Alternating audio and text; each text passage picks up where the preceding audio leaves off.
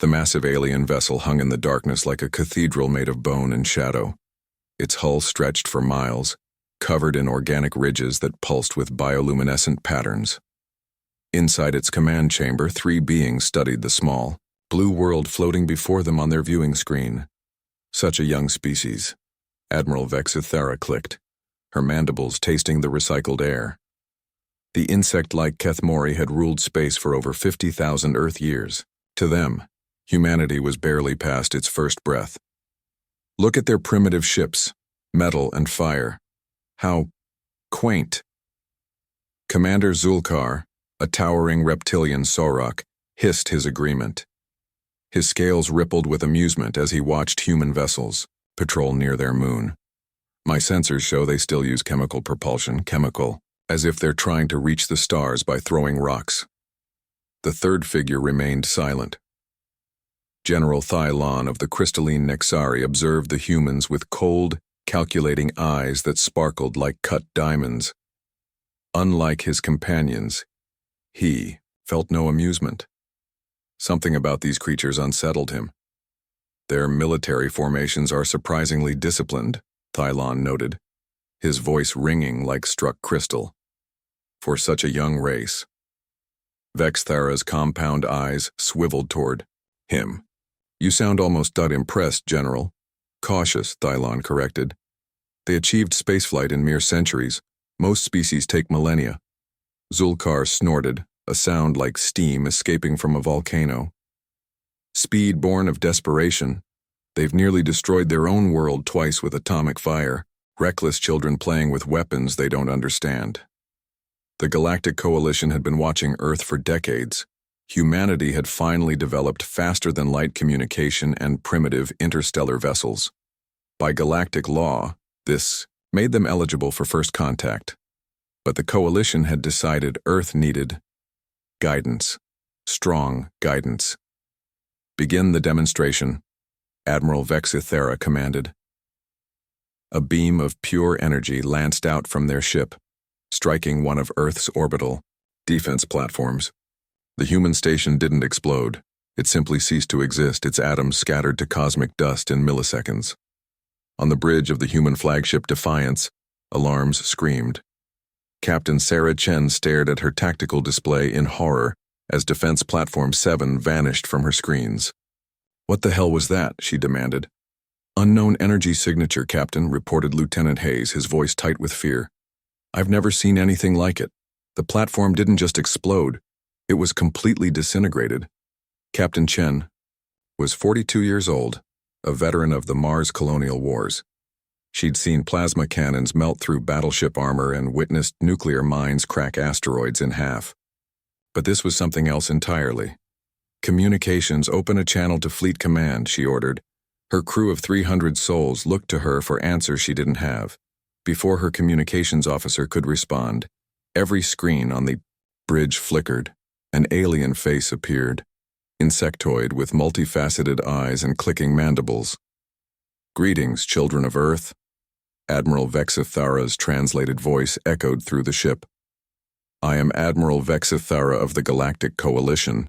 Your species has achieved the minimum requirements for contact with the greater galaxy. Captain Chen stepped forward, her jaw set with determination. This is Captain Sarah Chen of the United Earth Defense Force.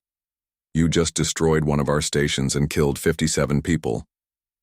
A demonstration of our technological superiority. Vexthara replied dismissively. Consider it a learning experience. Your species will now be incorporated into the Coalition as a client race. You will be provided with basic technology upgrades and assigned a sector for resource extraction. Client race? Chen's voice carried a dangerous edge. We're not your clients. We're not your anything. The alien's mandibles clicked in what might have been laughter. You have no choice in this matter. Your entire fleet could not damage even one of our vessels. Accept our generous offer, or face the consequences of defiance.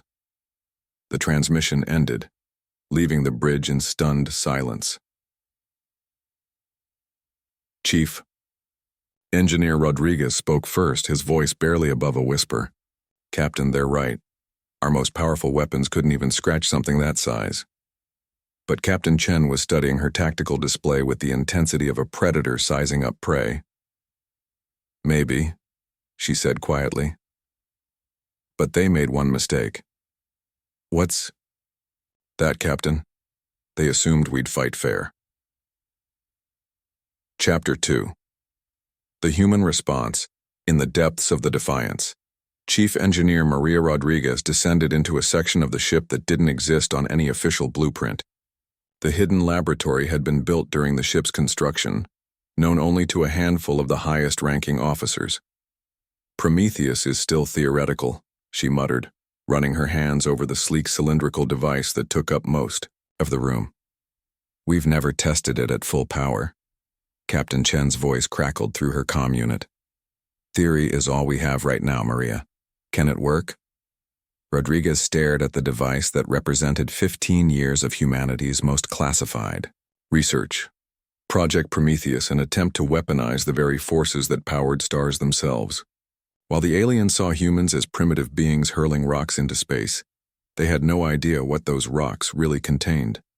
"The quantum fusion cascade should work," she said, checking the readings on her displays. "But Captain, if we're wrong about the containment protocols." "How wrong?" "Wrong enough to take out half the solar system." On the bridge, Captain Chen felt the weight of humanity's future pressing down on her shoulders. Through the viewports she could see the alien fleet, dozens of massive vessels arranged in a perfect formation, their organic hulls gleaming with alien technology. "Captain," Lieutenant Hayes called from his station. "We're receiving another transmission." The screen flickered to life, showing all three alien commanders this time. Admiral Vexthara's insectoid features dominated the center, flanked by the reptilian bulk of Commander Zulkar and the crystalline elegance of General Thylon. "You have had sufficient time to consider our offer," Vexthara announced. "Submit now, and your species will be granted the privilege of serving the Coalition." Captain Chen stepped forward, her uniform crisp despite the chaos of the last few hours. "I've considered your offer," she said, "and I have a counter-proposal." Zulkar's laughter rumbled like distant thunder. "The primitive wishes to negotiate? How entertaining." "Leave our system," Chen continued, ignoring the mockery. "Return to wherever you came from. Pretend you never found us." "Or what?" Vexithara's mandibles clicked with amusement. "You'll throw more of your chemical rockets at us?"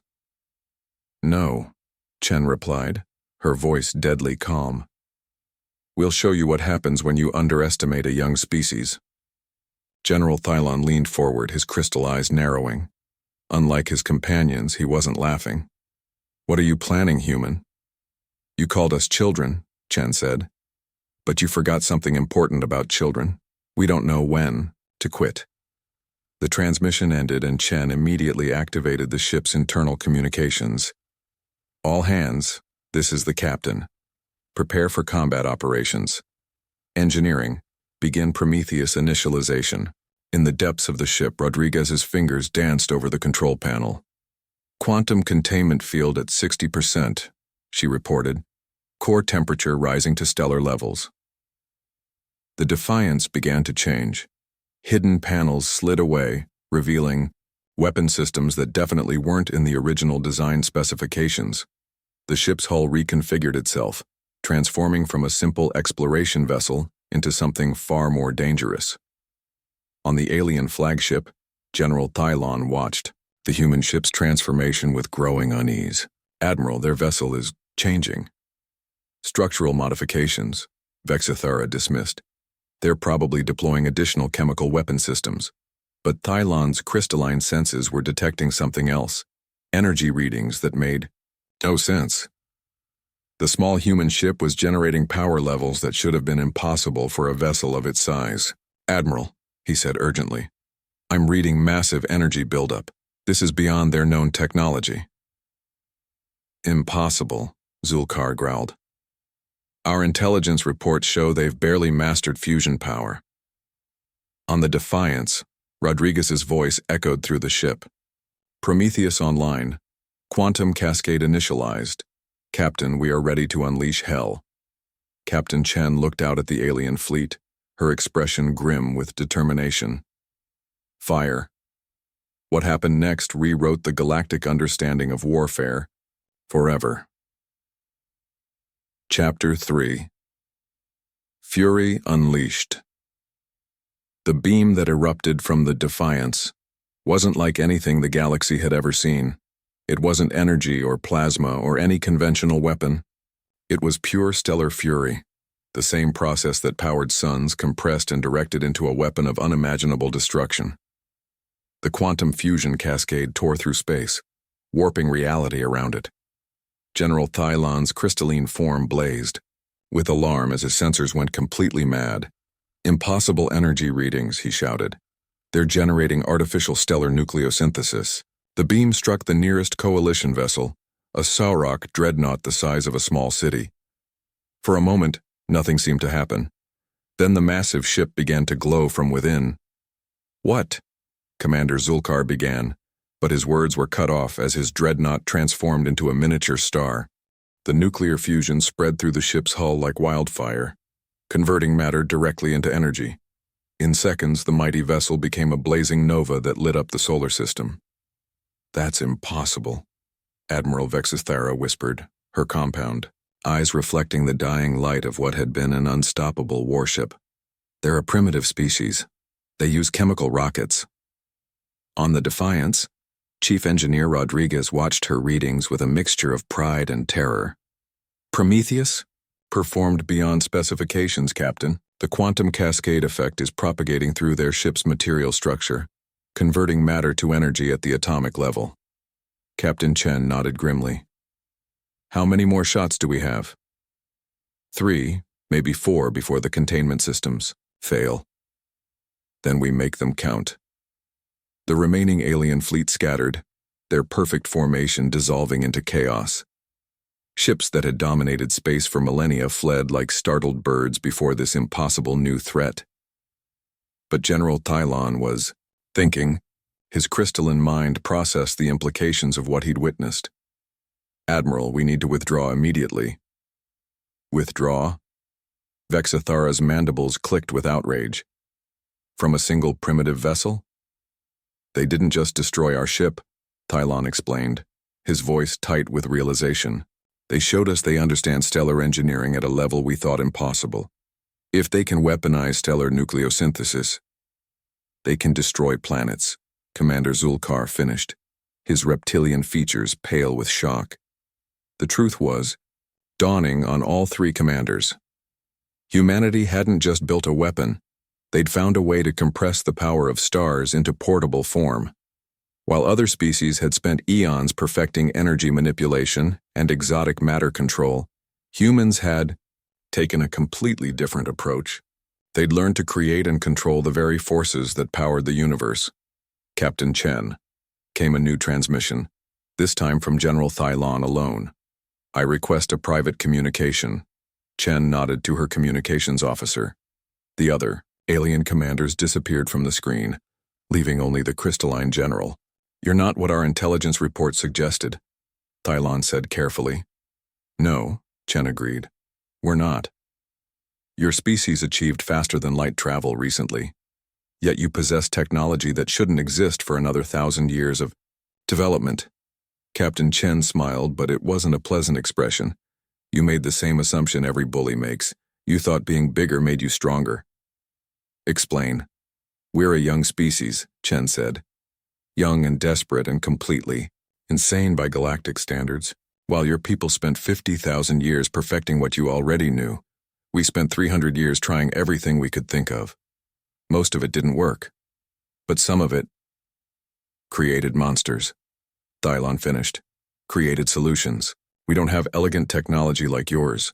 We have desperate technology, dangerous technology, technology that sensible species would never build because the risks are too high." Through the viewports, they could both see the expanding cloud of plasma that had once been a Sauroch dreadnought. The light was fading now, but its message was clear.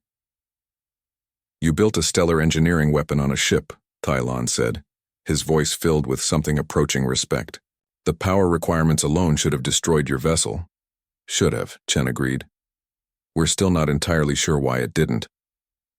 "And you have more of these weapons?" General, we've been preparing for this day since we first looked up at the stars. Every ship in our fleet carries weapons your people told us were impossible. Every colony has defenses that shouldn't exist. Every human settlement has been built with one simple principle in mind, which is, if someone bigger than us comes to take what's ours, we make sure they regret it. The general was quiet for a long moment. When he spoke again, his voice carried the weight of 50,000 years of galactic dominance crumbling away. Captain Chen, I believe we may have made a significant error in judgment. Yes, Chen said simply. You did. Chapter 4. The Price of Assumptions. The coalition fleet regrouped at the edge of the solar system, their ships maintaining a respectful distance from Earth's defenders. In the command chamber of the flagship, 3 of the galaxy's most powerful military leaders faced a reality that challenged everything they thought they knew. Stellar nucleosynthesis, Admiral Vexithara repeated for the 5th time, as if saying it might make it less impossible. They compressed the power of a star into a weapon system. The energy requirements alone. Commander Zulkar trailed off, his reptilian mind still struggling with the mathematics. Our most advanced civilizations need massive installations to achieve controlled stellar fusion. They did it with a ship-mounted system. General Tylon studied the tactical data, his crystalline features reflecting the cold light of distant stars. We assumed they were primitive because their ships appeared crude. We never considered that their apparent simplicity might hide revolutionary engineering. How could we? Vexithara's mandibles clicked with frustration. Every species develops along predictable lines. Basic energy manipulation, then exotic matter control, then quantum field theory, then stellar engineering. It takes millennia to master each stage safely. Safely, Thylon repeated. That's the key word. We develop technology safely, with proper testing and gradual advancement. Humans apparently skipped directly to stellar engineering without caring about the risks. The truth was more disturbing than they realized. Humanity's rapid advancement hadn't come from superior intelligence or better resources. It had come from desperation and a willingness to experiment with forces that could destroy them. While other species spent centuries perfecting safer alternatives, humans built prototypes that had a 50% chance of annihilating their creators. Most of the prototypes failed catastrophically. But the ones that worked, sir, reported the coalition's chief intelligence analyst, a floating jellyfish-like ethereal named Whisper of Distant Thunder. I've completed my analysis of human technological development. Report, Thylon commanded. Their advancement pattern is completely unprecedented. Instead of gradual development across broad technological bases, they focused intensively on specific breakthrough technologies while ignoring safety protocols entirely. The 3 commanders absorbed this information in stunned silence. Their quantum fusion cascade weapon, Whisper continued, required at least 17 major technological breakthroughs that our species took centuries to achieve individually. Humans developed all 17 simultaneously, without proper testing or safety measures. Madness, Zulkar whispered. Effectiveness, Thylon corrected grimly. They achieved in 3 centuries what took us 50 millennia. Meanwhile, on Earth, Captain Chen was dealing with her own revelations. The success of Prometheus had revealed just how dangerous humanity's technological approach really was. Maria, she called to her chief engineer. What's the status on our quantum containment? Rodriguez's voice carried exhaustion and barely controlled fear. We're running on borrowed time, Captain.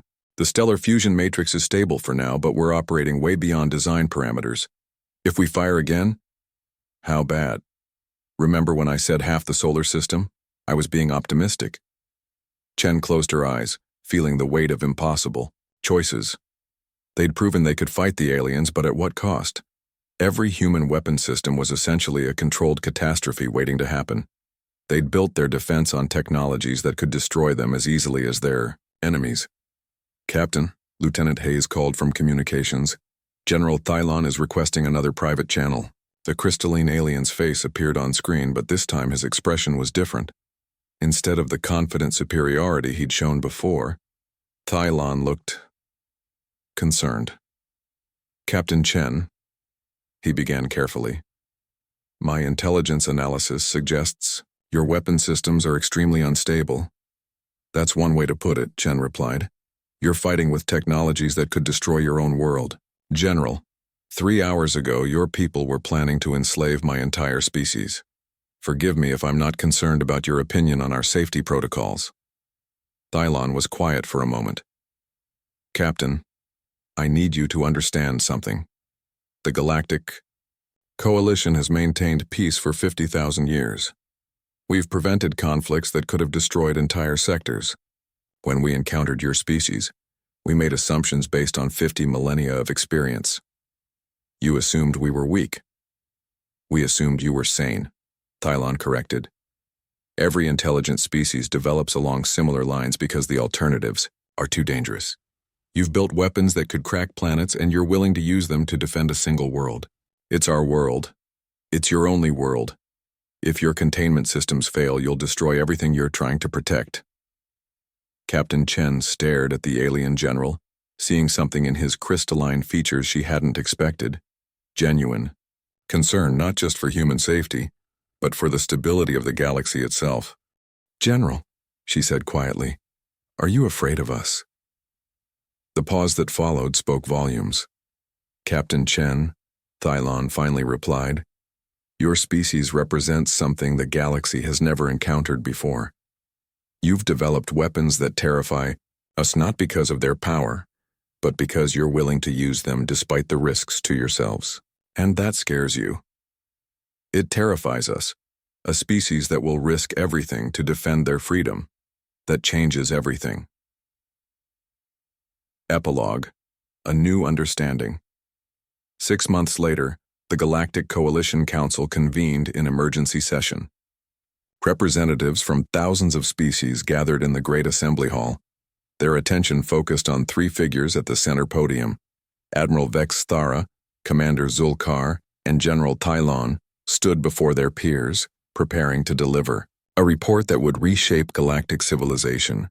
"The species known as humanity," Thylon began, his crystalline voice carrying clearly through the vast chamber, "cannot be classified according to existing protocols." Murmurs rippled through the assembly. The classification protocols had been in use for 50,000 years. "They have achieved stellar engineering technology while still using chemical propulsion for basic transportation," Vexithera continued. "They possess weapons capable of destroying planets yet live on a single world with no backup colonies. Most significantly," Zulkar added, "they are willing to risk total annihilation rather than submit to external control." The assembly erupted in discussion. The implications were staggering. Every species in the coalition had achieved their position through careful advancement and calculated risks. The idea of a species that would build civilization-ending weapons to defend their independence was almost incomprehensible. "What are you recommending?" asked the council chairman, an ancient being whose species had been spacefaring when most others were still struggling with fire. "Full diplomatic status," Thylon replied. "Immediate recognition as a sovereign power, and most importantly, a complete revision of our first contact protocols." "You're suggesting we treat a single-world species as equals?" "I'm suggesting we treat them as what they are, the most dangerous species the galaxy has ever encountered." The chamber fell silent. "Not dangerous because of their weapons," Thylon continued, "but dangerous because of their willingness to use them. Every other species in the galaxy can be reasoned with, negotiated with, because we all value survival above all else. Humans value freedom above survival. That makes them unpredictable," the chairman observed. "It makes them unstoppable," Thylon corrected. "Any species willing to risk everything for their principles cannot be conquered, cannot be controlled, cannot be predicted using conventional wisdom." Back on Earth, Captain Chen stood on the observation deck of the newly constructed Luna station, watching human ships patrol the outer system. The vessel still looked crude compared to alien technology, but their hulls contained forces that could remake matter at the quantum level. "Captain," came a familiar voice. Chief Engineer Rodriguez joined her at the viewport carrying 2 cups of coffee. "How are the new containment systems?" Chen asked, accepting the warm drink gratefully. "Slightly less likely to accidentally destroy the solar system," Rodriguez replied with dark humor. "We've improved the odds from 50-50 to about 60-40 in our favor. Progress, of a sort." Rodriguez sipped her coffee, staring out at the stars. "Did you ever think we'd actually scare them off?" Chen was quiet for a moment. "I thought we'd fight them. I thought we'd probably lose. I never imagined they'd be afraid of us." "Are you having second thoughts about our approach?" "Every day," Chen admitted. "We built weapons that could destroy everything we're trying to protect. We gambled with the survival of human civilization. But it worked.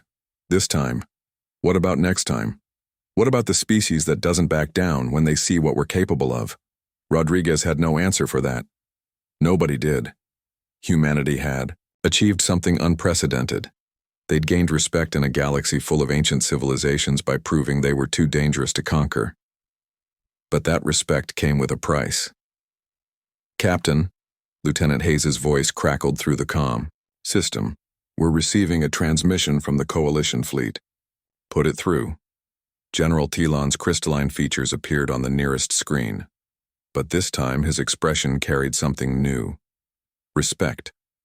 "Captain Chen," he said formally, "the Galactic Coalition Council has voted to offer humanity full membership status." Chen raised an eyebrow. "Membership? Not client status?" "Full membership. Equal voice in council decisions. Sovereign territory rights immediately recognized and protected. And in return? Your agreement to work with us instead of independent of us. The galaxy needs species willing to make hard choices. Your people have demonstrated that willingness in the most dramatic way possible." Chen looked out at the human fleet, at the weapons that had bought them freedom at the cost of constant danger. "What exactly are you asking us to do, General?" "Help us keep the peace, Captain.